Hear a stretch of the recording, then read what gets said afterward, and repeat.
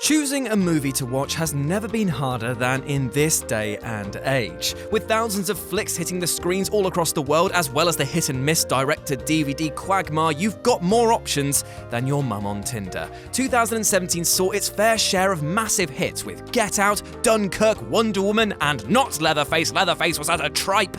But as you can expect, that means that there's been so many that have bypassed the masses. So let good old Uncle Jules take you for a walk down the far-off time of last year and dust off some gems that you might not have noticed. With this in mind, I'm Jules, WhatCulture.com, and these are 10 awesome movies from 2017 that you probably missed. Number 10, Brawl in Cell Block 99. If I was to tell you that Vince Vaughn was in a B-movie thriller flick, you'd be more turned off than a Welshman being offered a dusty hand job by Margaret Thatcher's ghost. Yet this film, made by the minds behind Bone Tomahawk, is actually really decent. It's a film that celebrates trashy film tropes and actually sees Vince give one of his better performances. It carries a grindhouse vibe that is sure to turn some people off, but for those of us who love the campiness of Planet Terror, then this tale of revenge is sure to entertain. The plot is super simple, with Big V having to murder everyone in Cell Block 99, but it's not thin on action, suspense, and in places, utter dumb fun. Plus, the soundtrack is peng-a-lang. Number 9, Colossal. Okay, so the plot alone should sell you on this one. Anne Hathaway is an alcoholic who comes to realize slowly that she is somehow connected to a giant monster who is crushing South Korea. Apocalypse Anonymous should have been what it was called, but they went with Colossal, and it is an absolute blast. Now, in its defense, the reason why such an interesting sounding film dodged the majority of the public is because it didn't get a worldwide release. Yet for those that did see this drama, satire, comedy, sci-fi film, it's a rare treat of being something very new in a world of remakes and rehashes. It's not perfect, but it breaks ground in such interesting ways that you can forgive a lot of its small missteps. Number 8, Good Time. Robert Pattinson has had a strange career so far. He's forever been shown as this weird, softy, lovey-dovey lad with less teeth than a baby, even when he's playing a vampire, which has ironically got a lot of teeth. Good Times changes this somewhat by making Pattinson repulsive, by casting him as a sleazy criminal called Nikos, who goes on the run with his mentally disabled brother after a botched robbery.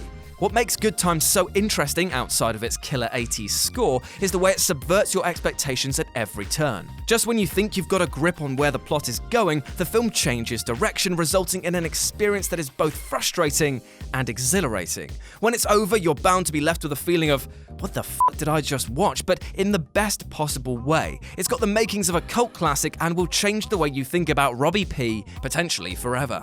Number 7, Wind River. Taylor Sheridan is best known for writing the brilliant film Sicario and continues to work wonders with this tight mystery movie. A US Fish and Wildlife Service agent, sounds like a fun job, and an FBI agent have to team up in an attempt to discover why a beautiful young woman is found dead in the snow, raped with no shoes on. The atmosphere here is key to the film's power. It has this strange allure of a movie like Christopher Nolan's Insomnia, mixing in elements of the Coen brothers noir films and the likes of classic westerns. The result is a film that is by turns disturbing, violent, and thrilling, especially as the screenplay makes sudden, unexpected turns, all of which help dig its hooks in deep. Number 6, Song to Song.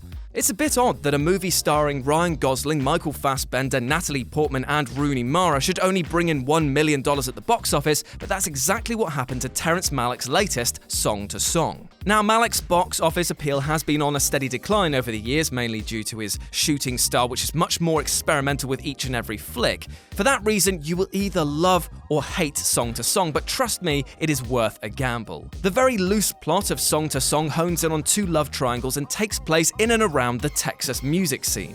Ryan Gosling is especially good here, his easygoing manner perfect for the Malick style, and as one might expect, it's beautiful and bizarre in equal measures, with characters standing around, gazing at various landscapes, wondering what it all means. Number 5, The Red Turtle. There's no dialogue in this beautifully animated, atmospheric piece of work, which follows the course of a man's life after he is stranded on a beautiful island in the middle of nowhere with only the titular red turtle for company. The movie opens with said man coming to terms with his new existence, learning the ropes of his environment alone within a tropical island paradise. After a while, though, the film transforms into something more, a sad and heartbreaking meditation on loneliness, nature, and perhaps most surprisingly, family. Number 4. The Girl with All the Gifts. Based on M.R. Carey's brilliant novel of the same name, the film adaptation of The Girl with All the Gifts hit cinemas last year and then just sort of disappeared into the ether, never to be heard from again, which is a shame as there's some really great work on display here. The story takes place sometime in the near future, when much of the human populace has been decimated by an unknown pathogen, and the survivors live together in a strange army base of sorts where children are kept and treated like experiments. To explain more would spoil the film's many surprises, but let's just say nothing going on here is quite what it seems. It was made on the low budget of just $5 million, and I say $5 million like it's couch change, but you know what I mean. And while it's got a lot of similarities to films like 28 Days Later and Day of the Triffids, it's a film which executes its story so well that it manages to feel fresh. Number 3. My Life as a Courgette. Though this beautiful animated feature was actually made in 2016, it didn't receive a release in the UK or United States until the middle months of 2017, thus qualifying it for this inclusion on this list. The film centers on the titular Courgette, who winds up in a foster home with lots of other abandoned children, and what follows is the story of how Courgette comes to terms with his new life and absence of his parents. It's a short film, just running over 60 minutes, but it packs in so much emotion that it's a veritable powerhouse. The subject matter is so bleak that in other films it would feel too dense, but here it feels effortless while also respectful. It's a triumph in every sense of the word. Number 2. Raw.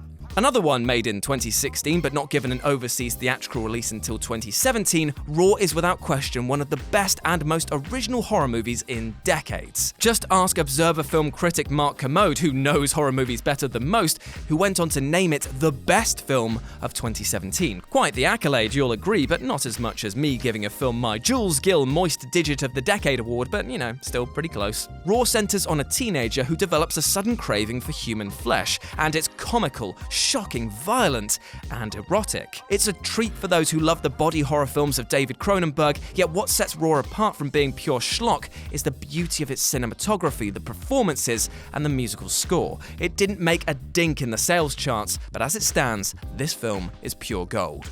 And number 1, Lady Macbeth. No, not an adaptation of the famous Shakespeare play, though the reasons for the title become wholly apparent the moment you sit down to watch this strange, macabre drama set in a stately home in 19th century rural England.